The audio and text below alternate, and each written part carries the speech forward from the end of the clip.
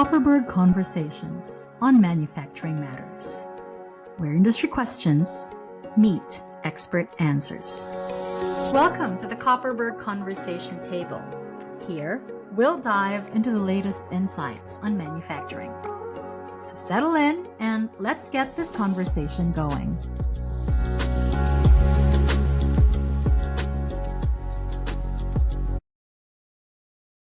Hello and welcome to a new episode of Copperberg Conversations on Manufacturing Matters. I'm your host, Tina Roper-Yearwood, Social Media Manager at Copperberg. In this episode, we are going to pick the brain of Copperberg's Managing Director, Lisa Hellqvist, on turning sustainability into profits in aftermarket services. Lisa isn't just leading the charge at Copperberg. She co-founded the company back in 2012 and has been steering it as managing director ever since. With over 15 years of experience, she's a seasoned expert in the industrial aftermarket, service, e-commerce, and digitization. She's also a well-known figure in the industry, regularly engaging with manufacturers and creating impactful content that resonates across the board. So, sustainability is a term we hear a lot these days, but it can sometimes feel a bit overwhelming, especially in an industry like aftermarket services where margins are notoriously tight and cost pressures are high. The big question is, how do you balance the immediate need for profitability with a long-term goal of environmental responsibility in a way that not only benefits the planet, but also drives your business forward? In today's episode, we'll break down the complexities of sustainability in the aftermarket and services sector. We'll explore the forces driving the sustainability agenda, the challenges of integrating sustainable practices into your business, and share some practical insights and real world examples to help you on your own sustainability journey. So let's dive in. First, let's welcome and get to know our expert guest in today's episode. Hello, Lisa. Welcome to the show. Hi, Lisa, you've been Nina. Hi. Lisa, you've been for many years a champion of this topic. And I've seen through your talks and articles you've written how passionate you are about sustainability in the aftermarket, long before the topic got really big and got major attention. Could you tell us a little bit about why this is so dear to you? It's a great question, actually, but it's one of those.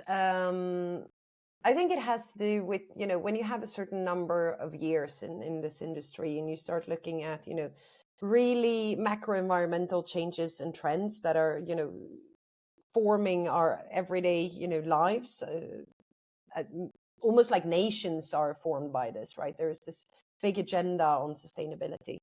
Then, you take that to your home turf and in the areas where you thrive. And, my expert area almost always around aftermarket parts and field service, you realize that, yes, there's a lot of focus points on the production of things. There's always where we come in and where the manufacturers will look at is their own sort of production sites. But, the products often live multiple set of years after that, and there is this responsibility of taking care of our machinery and equipment, the installed base, to the best of our abilities. And within the last couple of years, it's been clear that things like the IIoT, connected services, that everything that basically reads into the predictive maintenance programs, the virtual assistance, remote support, being able to refurbish and remanufacture parts, things like that is now opening up a whole new set of solutions that can be both resource efficient in terms of our internal resources, which is labor, transports, these kind of things, assets, etc., and being less waste on our environment. And therefore, I think it's really an interesting thing, because now it looks like the sustainability angle of the aftermarket has finally built its own business case. And that's one of the reasons I'm so passionate about sustainability in the aftermarket function. hmm So, speaking about business case, let's get into the heart of that. Yeah. The forces driving sustainability in aftermarket services. Walk us through the broad view in the Yeah. aftermarket services industry, where the pressure, again, like like what I said earlier, to stay profitable is always high. Sustainability can sometimes feel like a luxury. Mm. But with the landscape changing so quickly, with so many pressures, customer expectations changing, regulations, and the Yeah. market itself, what's been the most surprising or significant change you've observed in how companies approach sustainability today? Well, I think there's two main shifts that I would like to highlight. First, there's this growing shift in the customer landscape, and I think it's mainly driven by the younger generation of buyers who are now, they're forcing us to produce more end-to-end solutions. And the consumeration of everything, if you may, is fast tracking the impact of service economies, right? So there was a lot of fancy words there, but I think you're keeping up with me. It's basically we're forced to embed added services, soft services. It could be software into hardware for people to sort of relate to the product itself, right? So, customers are no longer just buying the products, they're buying the outcomes. So, it's uptime, it's contracts, it's outcome-based services, et cetera, et cetera. And the younger generation also, they're raised in a world of as a service models. Like, for example, iTunes is a great example, right? Where we actually heavily invested in the software that we were forced into by the hardware. So it's a great way of showcasing how these works. But it also means that we're willing to pay more for solutions that provide this ongoing service and added value that is beyond the sort of initial point of sales or the initial purchase. So that's something. I think the generation of new customers definitely is driving this. And when I talk about these things, I'm not talking about changing what is today, because that has already happened.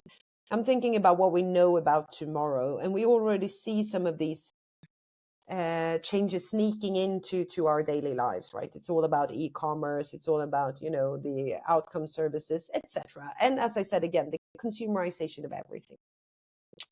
Then secondly, it's the sustainability term itself. I think it has now made its way to the forefront of everyone's agenda, whether it's driven by global, national, or industrial goals for reaching net zero, or it could be also internal company commitments.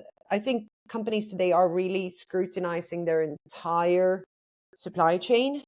And what's more interesting is that companies are also beginning to expect sustainability from their service providers, right? So customers now want transparency around the carbon footprint that their purchases, machinery, equipment, is bringing, and also the services that they receive that are attached to this equipment, right?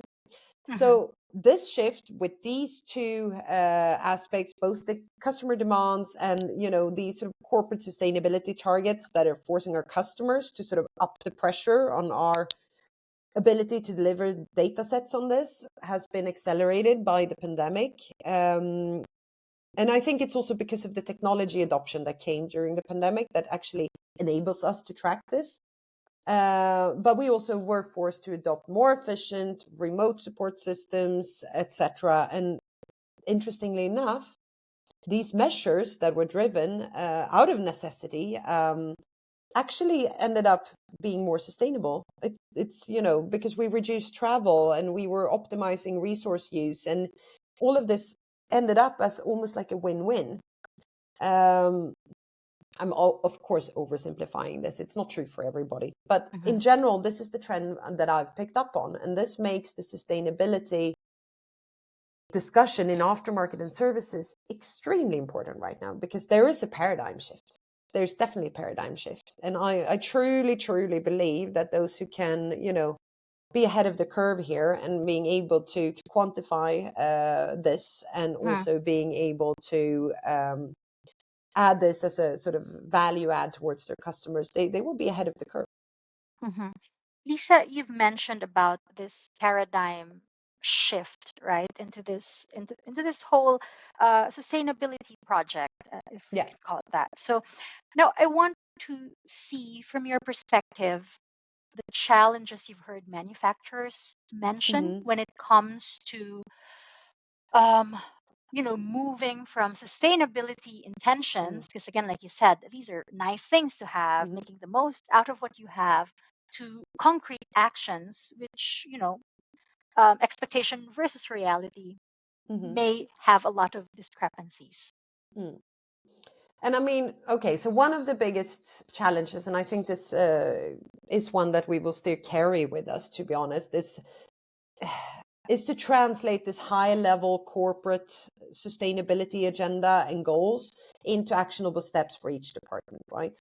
I think that is where we've lacked. There's been a disconnect. Everyone knows that sustainability is important on a corporate level, but no one on a departmental level, not no one, but not everyone on a departmental level have been accountable for their own department's sort of contribution to that goal, right?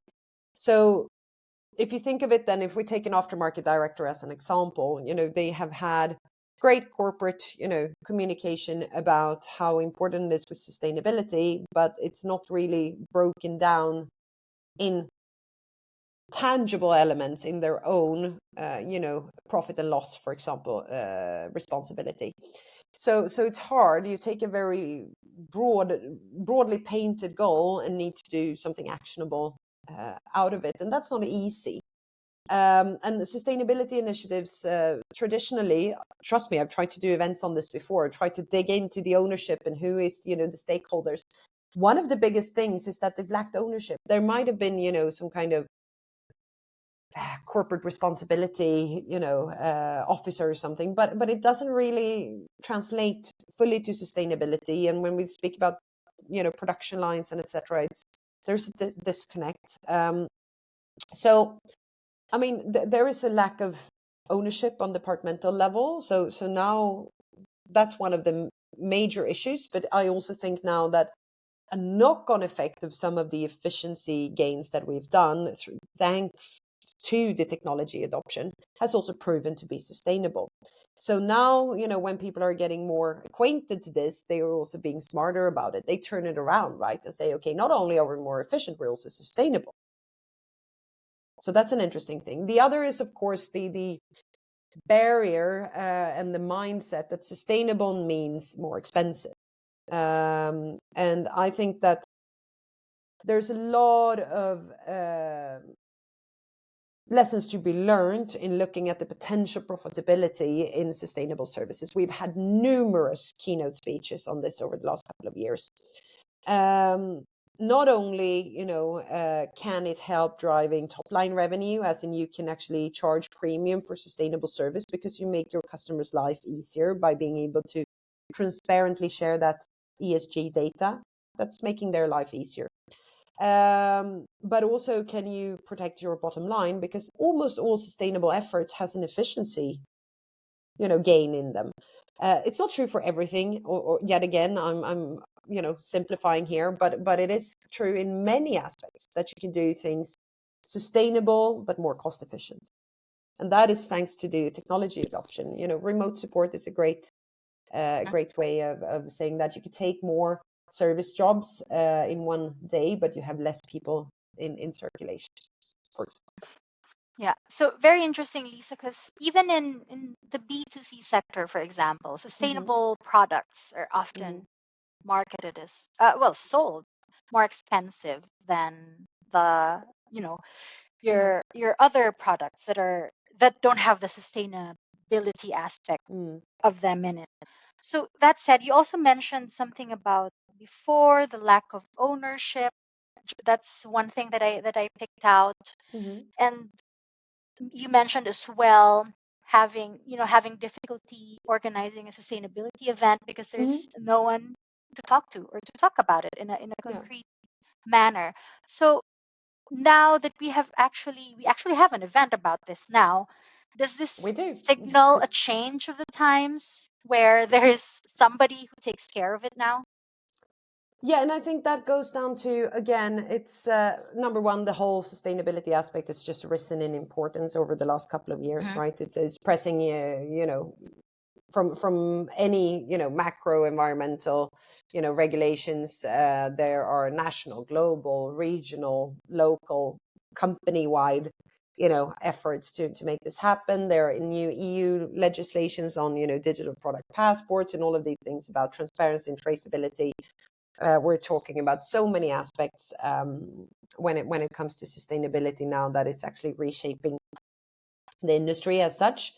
But I also think that the accountability and the ownership, when people, and this is true for almost any trend, and unfortunately this is the truth, is that when people see that there's a business case, so departmental heads, if they can see a business case in things that they are set out to do, and there's a logic to it that from a business perspective makes sense, and especially if they are only dedicated with the P&L, of that specific department, but no one has given them a very specific sustainability target, then of course, they are not going to sit around and deal with sustainability all day and try to make changes on that, because in the end of the day, they will be measured on, their contribution to their P&L budget.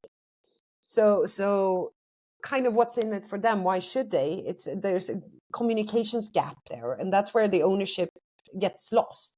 But if someone then can see how this can harmonize with their profit and loss, then all of a sudden we have a totally different ball game, right?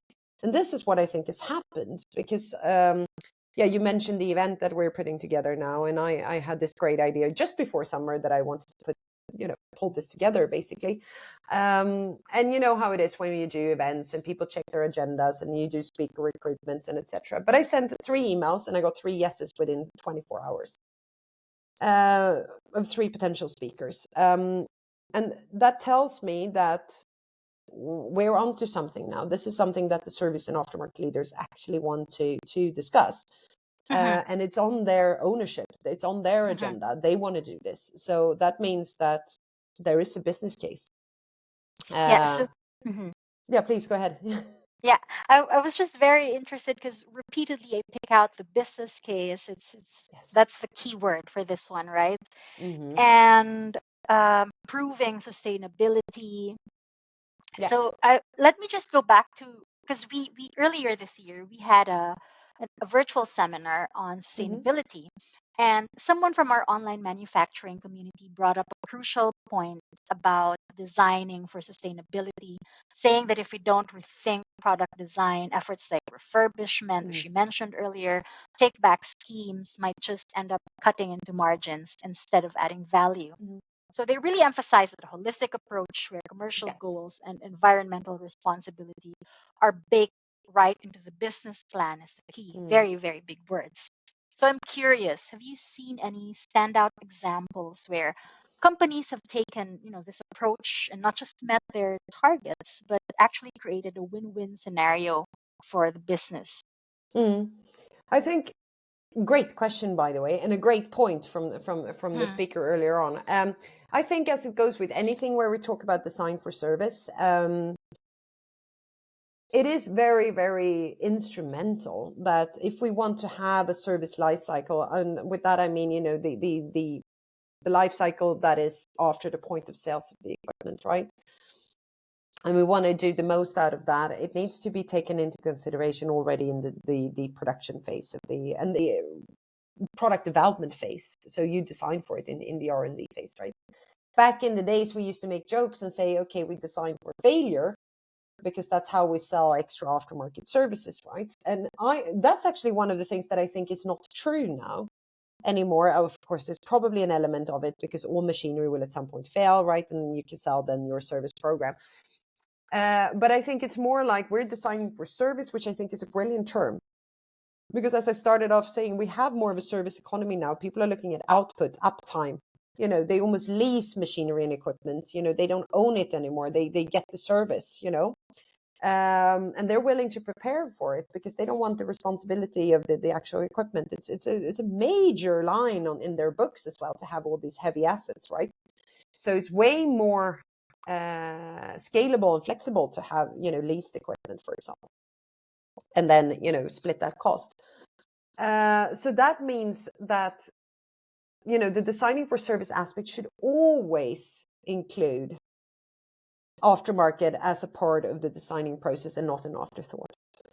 But also, if we then add the sustainability layer to it, of course, I mean, we should be looking at the potential of, boils down to very, very simple things. Just making sure your original CAD drawings of the equipment are somehow digitally stored. So you easily could do, a CPQ process on, for example, a part later on, where you can configure the part and potentially even 3D print it. You can refurb it based on those original drawings. There's this whole digital thread throughout the life cycle, right? Which is important. And I think ultimately designing for service is instrumental. And, the fact that many doesn't have a connected install base today, but I think many are still looking at whatever they sell from this point onwards are going to be connected install base, which means we sit on the product data, we can run predictive maintenance schemes. That also means that we need a lot of product data with us into the service value proposition to be able to also see how the equipment is behaving from the get-go. So I think this is true. And it's one of the most crucial aspects to making any aftermarket, let's say, effort from this point onwards, efficient and successful, because this is something we need. And that's a traditional gap where there's a disconnect between the R&D and product line and then the aftermarket and service. And I think those companies that are moving into, the as a service value proposition of their equipment, it could be, I think there's Sandvik has their rock and drilling aspect there. I can't remember the full name, but they of course are selling mining as a service, which is enabled with, the electrification of a mine, for example.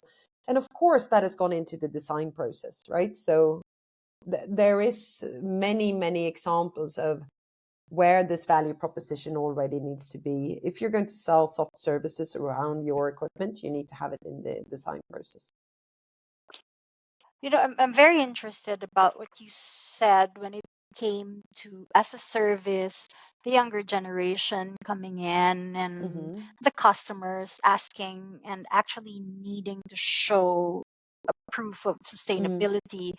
And which brings to mind another question from our community again. So it was about the increasing pressure on customers to provide proof of sustainable benefits in their environmental performance reporting. So that question was about finding the best ways to show clear sustainable benefits in environmental performance reporting. So let's just dive into that a little bit, because I think we've covered in detail already the internal aspect of aftermarket and designing for service and baking it into the business. So now let's look into the customer side as well, and what it is in their perspective. What have you seen in terms of effective models or examples for really measuring and demonstrating the value of these sustainable practices to stakeholders? That is a great question. I think number one, what we know is that customers more and more, and especially like procurement divisions, etc., they are under more high pressure than ever to make sure they source sustainable solutions, right? They have a responsible sourcing program. And this is coming more and more, which means that, in these tenders or whatever it might be, when you're up, against your competition, if you can show this transparency of, ESG data, you might be in it for you might make it to the next round. If you can't showcase that, you might be cut out, It's always probably going to be an element of pricing there and all of that. But I think already now many companies can provide this for their services. So I think it's important that we at least, build a framework where this is going to be happening within shortly if you're a manufacturer, right? What is then happening on top of that is, of course, and here comes the interesting discussion that's almost going to be slightly, maybe somewhat flimsy, I hope not. But one of the things you said there is the value, right? And now we come to the difficulty of explaining value. It's very easy to say to someone that you have sustainable practices and etc., but you have to be able to showcase why they are sustainable, how sustainable they are, why they are more sustainable this year than last year. So you need to have this comparable data.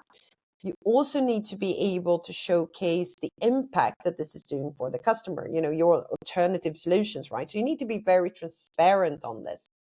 So the customer needs to be able to hold your data up against someone else's data and say, okay, this is actually a sustainable solution, right? And then, of course, they would go for other aspects such as price, etc., when they make, or the other circumstances in the SLA when they go into whether or not they should do business with you. But I mean, it's very important that we start tracking this data.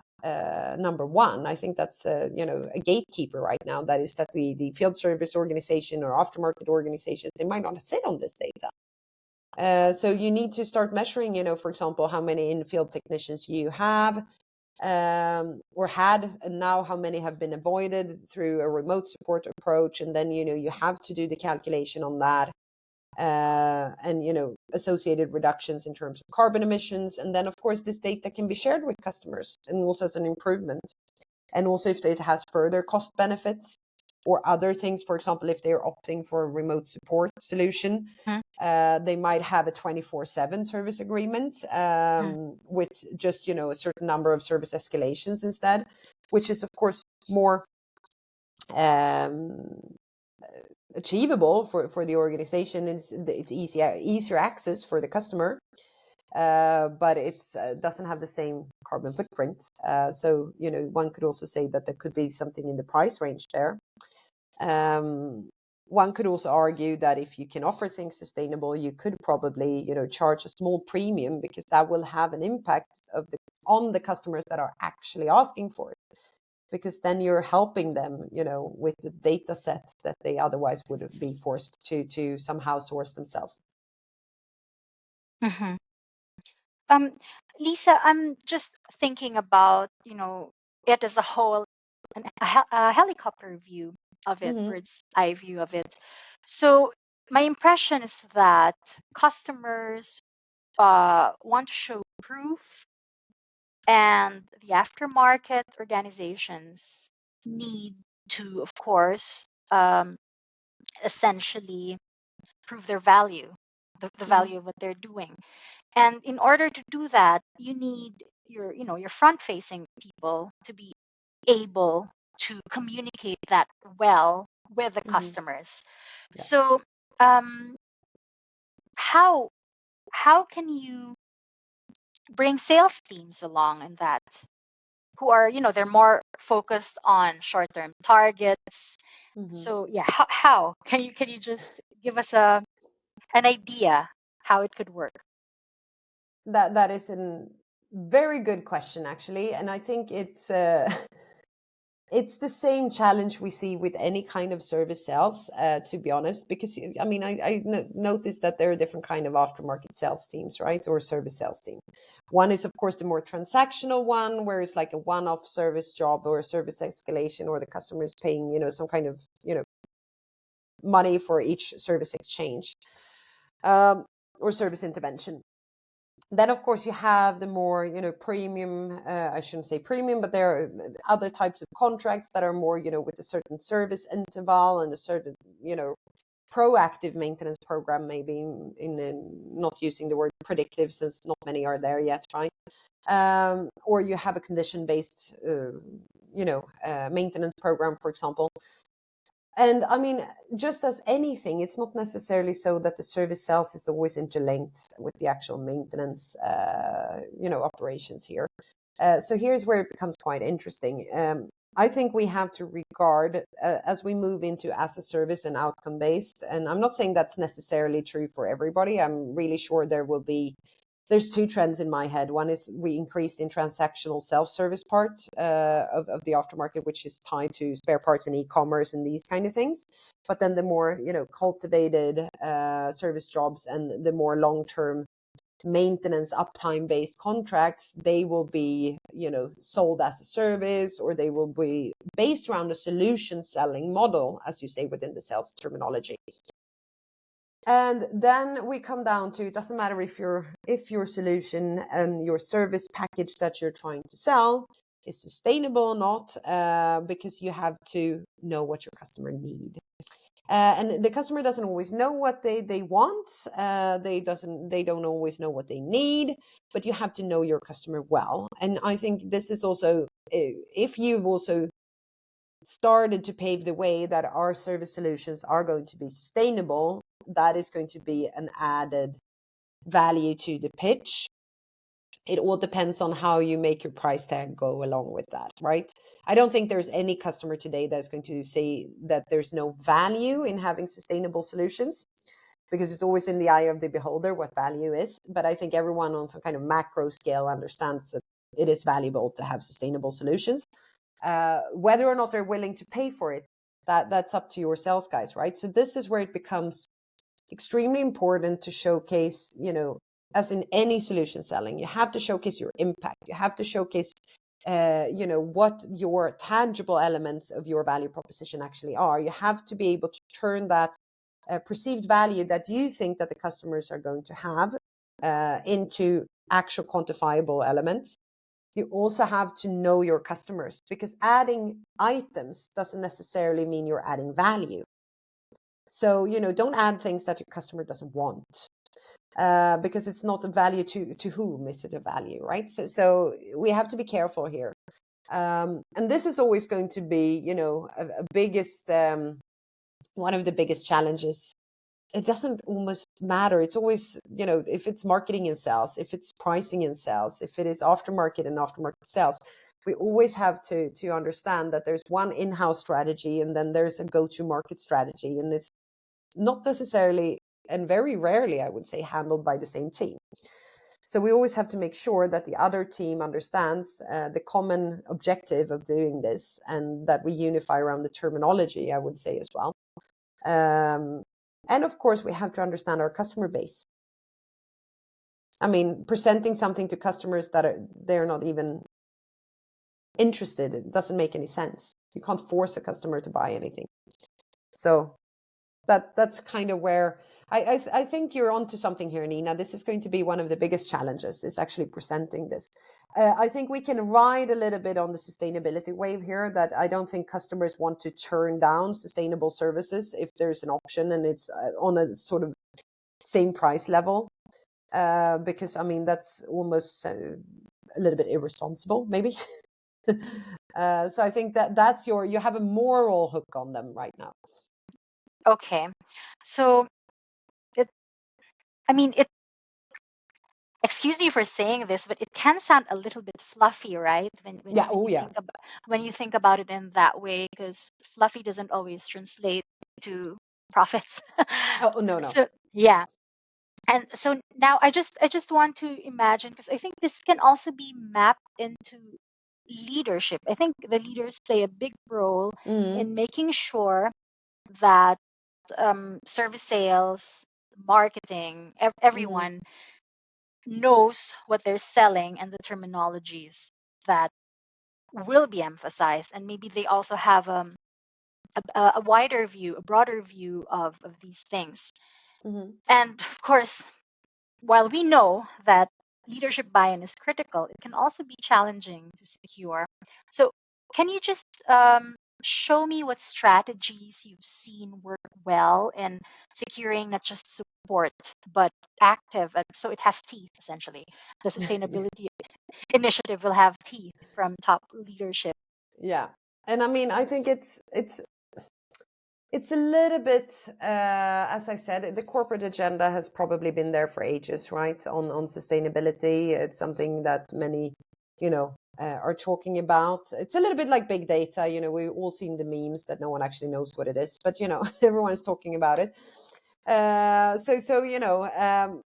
sustainability is definitely one of those, that has been on the corporate agenda for a long time, specifically on like board and C-level, right? And many manufacturers are, extremely adamant of having that as a part of their, core values within their corporate culture. And I think that's great. I think that is, also fostering a culture where the mindset around sustainability is intact, right? And it's there, it's a driver.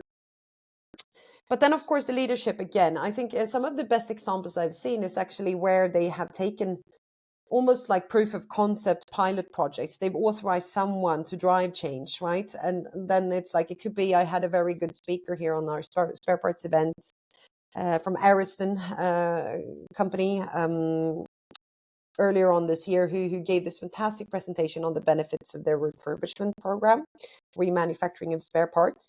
He also showcased in that specific session how it has been driving profitability from both protecting their bottom line because they didn't have to source new raw materials and produce new spare parts, but it was also actually offered to customers to prolong the life cycle of the equipment. And that actually gave them an intermittent chunk of money that wasn't in the service contract from the beginning. So they've upsold a little bit, right? So you had this great example of how you can earn some and save some at the same time, right? And it's also a really environmental friendly aspect to do that. And it was easier, right? And also given and there are so many aspects on why this is a sustainable practice. Number one, then, just to put it into context, is that you don't have to source raw materials for new spare parts. You don't have to, of course, ship these parts across the world, which is often one of the things. You don't have to keep warehouses for them. I'm not saying that refurbished parts it's not a zero carbon footprint, but this is an improved carbon footprint. Then one of the things that comes often and people forget about is that if you, for example, have a larger equipment or machinery and it takes months or sometimes weeks to source that part, and it's about to get, it's wear and tear, it's not running on an optimal level. What people disregard is that asset, that part of your installed base, that piece of equipment is not running on optimal asset health, which means that all of a sudden it's producing more carbon footprint than it has been doing before. So by exchanging that part in a shorter amount of time, you're limiting the carbon footprint for the customer. So that's one of there are like knock-on ripple effects, right? So there's this whole scenario where this is actually becoming really good. I mean, that's one of the things that is extremely important to think of when we think of that. It is also not only in our direct handling of parts or the material or the field service operations, it's also what it does on the customer side of things. If we prevent breakage, if we run on optimal health, then we have a lower carbon footprint at the customer side as well.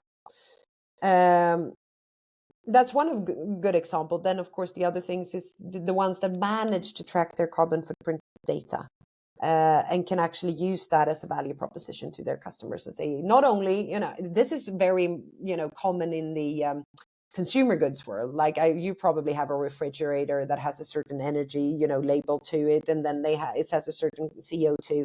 And with the smart equipment nowadays, they are even telling us, how much they produce, right? So there is this intelligent devices already out there, and we see it more and more with the B2B segment, right? So I see it where I see it coming strongest is the companies that has a strong consumer segment, like home goods or whatever, but they also have a B2B segment because they're now taking this, smart technology and moving it into their B2B segment, and therefore they can have this traceability of data. And they can then start doing sort of preventive care programs that is helping the customer with a lower emission. And often also, again, when we talk about goods, etc., is obviously the energy efficiency, which is a cost saving for the customer. So there is also that aspect. So there's a lot of wins. I always say less waste is less waste. Yeah. In general, right? So that's.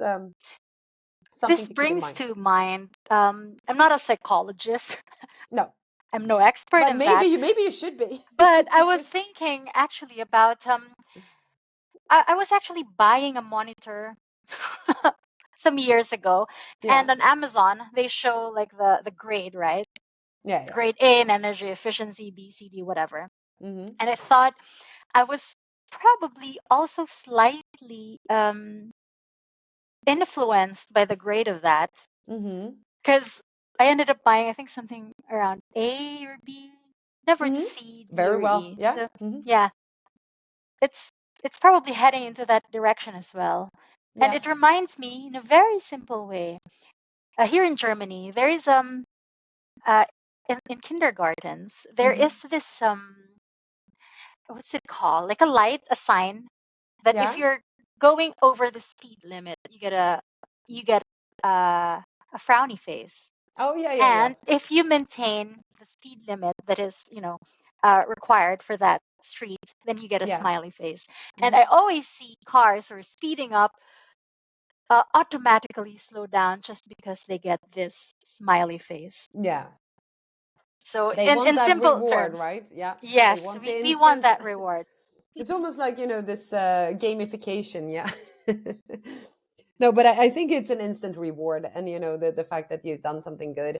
And again, I think the consumer market is really, driving this. We saw the energy crisis that had a lot of, especially us, house owners that was struck by the electricity prices and etc. There is not a single, piece of electronics in my house now that hasn't been scrutinized on its energy consumption because I can't afford it basically consuming more. Mhm, So it's like, it's been a self-fulfilling prophecy a little bit. mhm, And mhm. I do believe that that's the same that's shaping, and those, let's say, aspects that we take from our consumer life are following us into our, it's still humans being consumers after hours that are running the B2B procurement division, right? So it doesn't matter what we say about B2B procurement. In the end, there's still, we're still humans. There's still, Yeah, almost and we like majority to of get them our are smileys. millennials. Yeah. We want the smileys, right? Yes. So, we had a really inspiring and, may I also say, concrete conversation about concrete steps that companies have taken, like Ariston. Mhm. So, just as we wind down our conversation, I'd love to hear about some of the standout lessons you've picked up from the sustainability journeys you've witnessed. What's one insight that you think would really resonate with our listeners? Something practical they can take back to their own teams and start applying right away. Yes, and I think number one is the most common thing I hear right now is that I think the landscape of service professionals is divided in two. The ones that are in the forefront, as with any trend, that are like already, riding the wave of sustainability. They're really fully embracing it. It's embedded into everything they do. There is a corporate agenda for it. There's a divisional agenda for it. And there is really, I see that every time we do any promotions or anything about this event that's coming up in December in Stockholm, there's a lot of ripple effects. There's a lot of commotion. There's a lot of commentary, so there's definitely something there, right? It's a hype. And hopefully it's more than a hype. Hopefully it's a long lasting effect. But there's definitely something where we've sort of been able to sort of struck a nerve with the industry on this one, right? But I also see that there is a disconnected those who doesn't really feel that they are mature enough, right? So we get a lot of conversations that are like, oh, we're not ready yet. And I don't think that's true. I think they're looking at, again, sustainability with the bird's eye perspective. They don't feel that they have anyone accountable, but I think, there's always these small steps are leading to an accumulated effect from several departments, right? So I would say that my call to action is stop overthinking. Who owns and what is it? If you're in service, obviously your industry peers that are in the forefront of digital adoption and these kind of things, they're already paving the way for this. You might learn something by listening into this. The other thing is stop overthinking, start measuring. It's not that hard to accumulate data today. I'm of course again oversimplifying it, but with a lot of the smart technologies that we have, you probably have an FSM system in place. These kind of things. Asking for another set of data to go in there might not actually be as hard and difficult as you think. So I would challenge the listeners to try to measure some of the efficiency gains into what it also have done in terms of reduction of carbon footprint, and see if they can make that into actual tangible measurements. Because if they are equipped with that, then they can also go to their customer base and present this as a part of their service solution and say, not only have we done that, we've also done these measurements to become more, sustainable. And this is also where we are in terms of carbon footprint for our standard services, for example. And I think it's very important to start that conversation. It cannot really sit for too long, because it's going to be, I mean, as I said, there's so many regulatory pressures and net zero targets that we have, that it will drizzle down. And at some point, the production line won't be able to do much more in the short term, that we will turn our focus to, the in-house services, and also then, of course, our aftermarket services, which also still caters for these equipments over a long time span. So it's and it's also a moneymaker. The service function is a moneymaker often, and at least it should not be a cost center anymore. So that means that it's a great way of making sure that you use this for your competitive advantage and a competitive edge. Okay, Lisa, one final thing to those of our listeners who are wondering where to start, feeling stumped about it. I also want to give you the space to talk about our upcoming event this December. Yeah. Just tell our listeners what they can gain from being part of the event and what it is all about. Yes. So basically, it's very straightforward. It's basically an aftermarket event, right? But what we will do is that we will focus on efficient practices that are also, helping us being sustainable, right? So we will take all of these aspects, like, things that we have learned through the pandemic, or thanks to the pandemic, or even before we had a more rapid digital adoption, right? But leveraging these technologies and these kind of changing business models, we've learned how to be more careful and resourceful, and that has also led to that we can have great accomplishments when it comes to sustainability, right? So that's one of the key that's the fundamental hypothesis on where this discussion lies for the upcoming event. But then, of course, we have how you can have sustainability as driving profitable growth in services. We have a session from Kalmar on that, for example.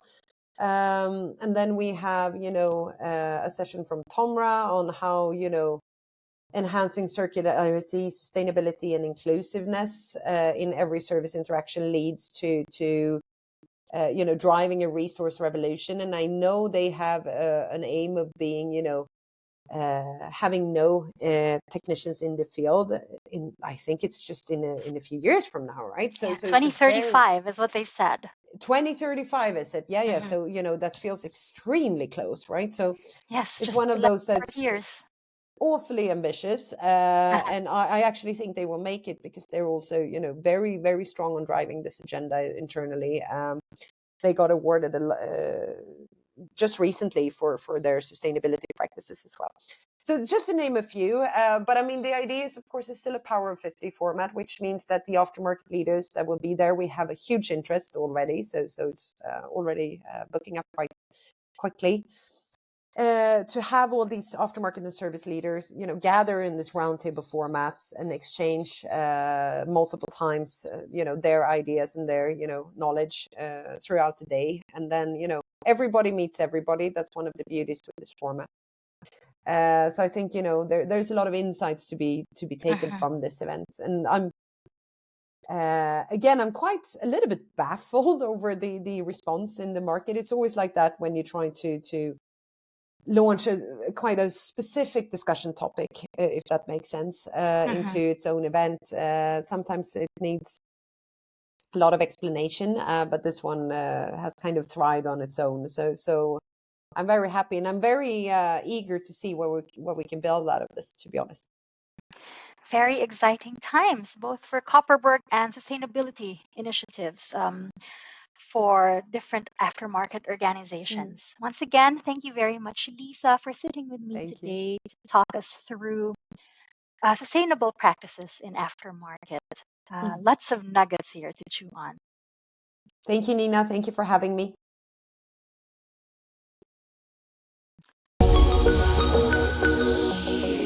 Thank you so much for joining us today. If you enjoyed this episode, please like or follow us from wherever you're tuning in from. Got a topic you'd love us to cover next time? Or maybe you're itching to share your own insights as a guest? Drop us a line at podcast@copperberg.com. We'd love to hear from you. This is Copperberg Conversations on Manufacturing Matters. Until next time.